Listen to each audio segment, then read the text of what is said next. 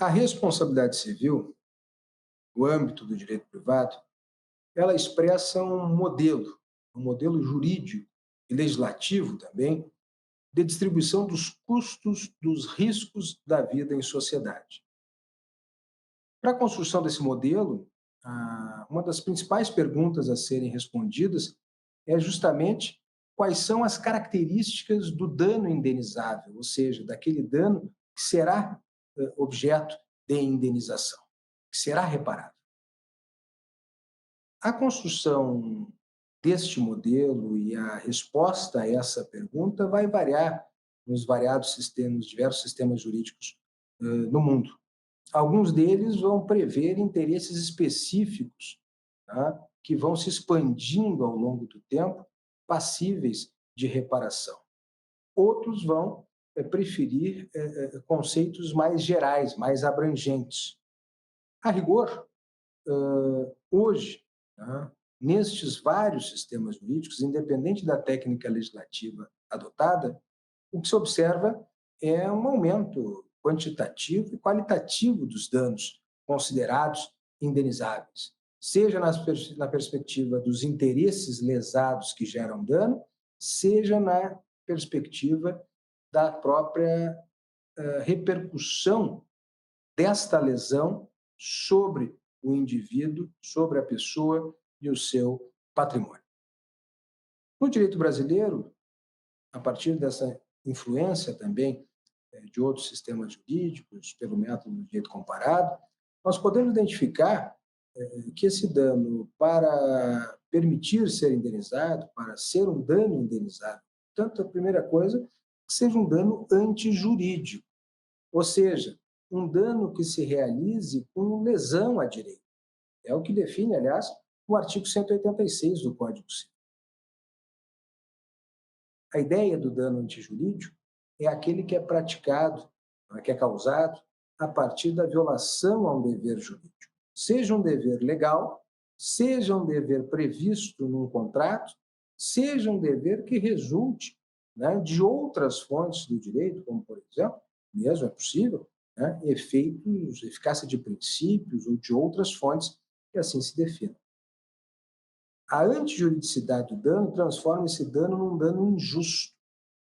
Esse dano injusto, que representa uma perda para a vítima e uma perda que deverá ser recomposta, ele, ao mesmo tempo, ao lado dessa antijuridicidade, é um dano que se reveste de alteridade, ou seja, só vai haver um dano indenizável na medida em que quem sofre o dano, sofre este dano em decorrência da violação de um direito causado por uma outra pessoa.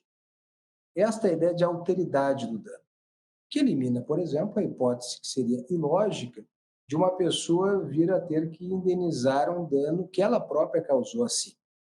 A alteridade do dano, portanto, causado por outra pessoa que não a vítima, é uma característica também do dano indenizável.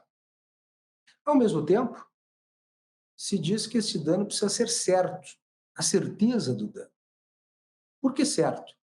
Porque não se indeniza, neste modelo de repartição dos riscos da vida em sociedade, danos que sejam meramente hipotéticos, que possam vir a acontecer. Não. O dano indenizável é um dano absolutamente preciso, identificável, ainda que não necessite necessariamente ser demonstrado cabalmente. Há danos que podem sim ser presumidos, ainda que certos. Da violação de um determinado direito, eu posso presumir, em qualquer circunstância, vai haver dano.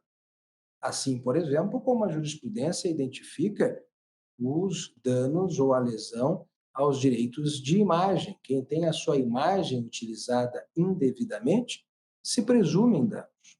Assim também, este é um raciocínio que se pode, em alguma medida, estender para a lesão aos direitos da personalidade ou aos atributos da personalidade como um todo.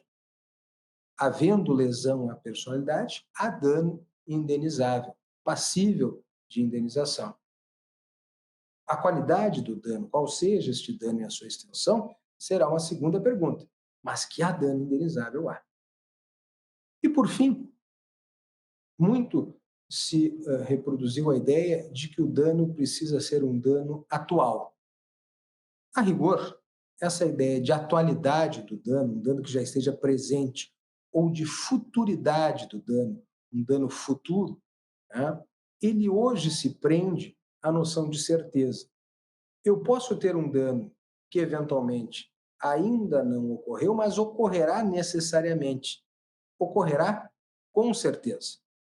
Este dano futuro é um dano que pode resultar tanto de uma consequência lógica, segundo o estado da ciência e da técnica permitam concluir, como também um dano que resulte do agravamento de uma situação anterior.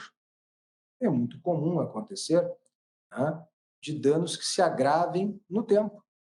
Alguém que venha a ser atropelado e que venha a sofrer determinadas lesões, que porventura venham a se agravar com o tempo, ou com um determinado tratamento, ou a partir de um determinado tratamento. Tá?